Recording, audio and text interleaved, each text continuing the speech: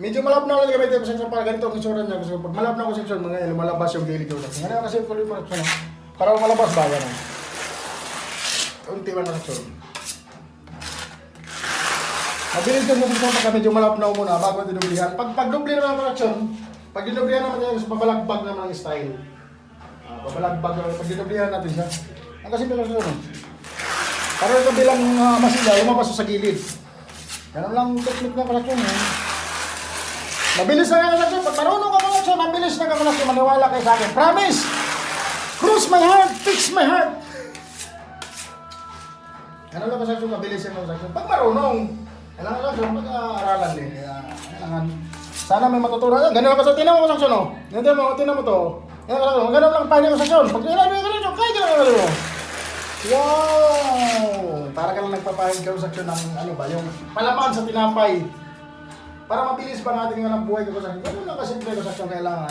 Simple ko sa action, matuturing yung katagalan ko sa action. Ako, nagsimula din ako na hindi ako marunong pero pinag-aralan ko so paano gagawin? Kaya tingnan nyo sa panahon niyo. Tingnan ko sa action, no? Pagkano ko sa ibig yung tagilid nyo konti ito sa action gano'n, no? Para yung halo, papunta rito yung equipo tayo ng action, no? Tagilid mo lang konti ko sa action ba? Ito ba? Di ba ganyan ko sa action? Nakaganyan. Itagilid mo lang konti para ang halo, ang skin ko pumunta sa gilid dito, malinis na automatic ko sa action. Ganun lang kasimple, simpleng idea lang sa section. Sana, panoorin nyo ang section para matuto kayo hanggang mabuo tayo natin kadong section. Ganun lang kasimple naman tayo sa section. Ito lang ginamit ko sa section, dalawang spatula lang ko sa section. Ganun lang kasimple yung trabaho sa section. Ganun lang oh. Para ka lang naglalaro. Kung paspasan mo kasi mabilis lang ako sa section oh. Kung taga paspasan mo, bilis lang yan. Kaya gargahan mo ng gargahan. Ganun lang kasimple yung section na hindi naman tayo nagmamadali ka section. Pakita ko lang sa inyo kung paano rin bumilis ang trabaho ko sa section. Hindi naman tayo mabilis gumawa, pero may kunting bilis. Ang bilis kasi sa action, hindi dadaan sa palakasan ng action, dinadaan yan sa utak kung paano mo gawin na bumilis ang trabaho mo kahit mabagal kang magtrabaho sa action. Pero nga ang action, hindi naman tayo mabilis ang trabaho. May idea ka lang kung paano siya bumilis sa construction. Yan ang mga technique sa construction, pag-construction mga idol. Yan, kapag patula lang naman sa pero bilis lang ang construction. Idea lang mga kasyon. Technique lang ba? Technique.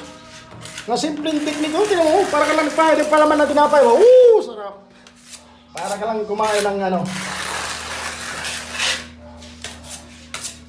Tapos, para mo mga kasyon, magdubli na kasyon, di ba? Pagkanan tayo kasyon.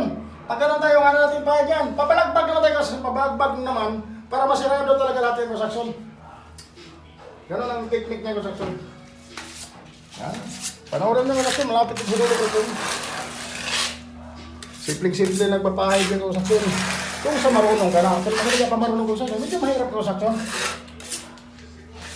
Ano lang kami nyo? Kasi mabilis na tumoy yung konsaksyon eh. Tumoy na konsaksyon, di ba? Tuyo na yung konsaksyon. Mabilis lang tumoy yung konsaksyon mo yung skip ko. Taganito naman ang pa-duplicate yung konsaksyon. Tuturo ko paano siya duplicate yung konsaksyon. Ganun konsaksyon. Ito naman konsaksyon, no? Ano konsaksyon? Ito naman. Panoorin yung duplicate yung konsaksyon. Pagkanin ko naman konsaksyon, no? Ayan, ito naman konsaksyon. Iba na daan niya konsaksyon, no? Iba na, di ba? Ito at saka ito, nakaiba na siya. Kasi nadubli ka na, ang dubli mo. So, papalagbag naman ito. Hindi ka na pataas. Kasi tapos ka na pataas. Pag-cross naman ito konsaksyon. Ano nga technique ng konsaksyon? May iba na yung itsura ng konsaksyon pag nadublihan na. Dadagan ko pa sa konsaksyon. Ayan, konsaksyon ako. Dubli, ha? Tinan mo konsaksyon, iba na yung itsura niya. Tinan mo yung itsura ng konsaksyon, iba. Makapala sa konsaksyon kasi dito sa manipis, di ba? Iba na yung itsura ng konsaksyon kasi simple. Turo lang kayo ng kunting kaalaman ng konsaksyon sa paghanap buhay na ganito. Kailangan konsaksyon, patayuin nyo muna konsaksyon bago nyo dublihan. Pinakita ko lang ito konsaksyon kung paano pagdubli. Pagdubli, pinakita kung paano gawin yung konsaksyon. Siyempre, pagdubli yung konsaksyon, tuyo lang ang konsaksyon. Huwag ko matublihan ng basa pa. Kasi pag basa pa ito konsaksyon, sasama niya pagdubli mo konsaksyon. Wala din. Kailangan patayuin mo muna konsaksyon. Ano konsaksyon? Ito, doble na. Nakadobli ito ang konsaksyon. Ito, unang patong ang konsaksyon. Medyo malipis. Ito, medyo makapal na. Ano konsaksyon? Sa mga kapwa ko pintor dyan. Nabaguhan na sa ganito ka ng buhay ng konsaksyon. Ganito ang skill mo konsaksyon. Ganyan lang katiktik ng konsaksyon. Ito ang unang konsaksyon. Ito ang unang gawin pag nag-skin ko konsaksyon. Ito unang patong konsaksyon. Ganito ang konsaksyon. Pataas ang unang patong. Pangalawang patong ang konsaksyon. Papalagpag mo ang konsaksyon. Papalagpag naman ang pangalawang patong. Pag ganito naman kasi papalagpag ang pangalawang patong. O, ganun lang konsaksyon. Hindi may iwasan yung konsaksyon nga mayroong mga parang hairline yung mga ano. Kasi minsan may mga bato. Yung mga bato-bato nito mga susubalikada. Ito, mga bato-bato nito. Pag hindi nalinis yung ayos ng konsaksyon, hindi nalinis yung ayos. lalabas yan dito konstruksyon, magkaroon ng guhit-guhit yan siya. Kaya makita mo siya, pag nagpipintura na, nagpipilis na siya, mayroon din nakikita na parang guhit siya, kasi may guhit-guhit pag nagpipintura na. Kasi yung mga yan konstruksyon, bato yan, maliliit ba? Yung pino ba konstruksyon, sumama sa ating masilya konstruksyon. Kaya pag mamasilya kayo, lilinisin mo ang konstruksyon. Kukut-kut-kut-kut-kut-kut-kut-kut. Para walang buhangin konstruksyon. Ganun lang kasi konstruksyon. Hanggang dito lang ang video ng konstruksyon sa mga ating subscribers sa ating munting bahay sa YouTube channel mga idol. Maraming salamat sa inyong lahat mga idol. At saka sa ating followers dito sa ating page na